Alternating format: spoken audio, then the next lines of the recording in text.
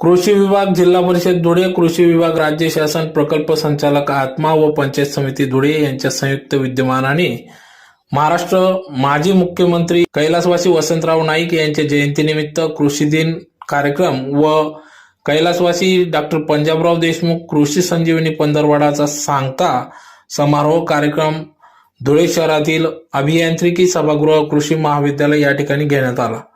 आज दिनांक 1 जुलै 2024 रोजी सकाळी 9:30 वाजता या कार्यक्रमाची सुरुवात झाली। यावेळेस कैलासवासी डॉक्टर पंजाबराव देशमुख व कैलासवासी वसंतराव नाईक यांच्या प्रतिमेचे पूजन करून दीप प्रज्वलन करून कार्यक्रमास सुरुवात झाली।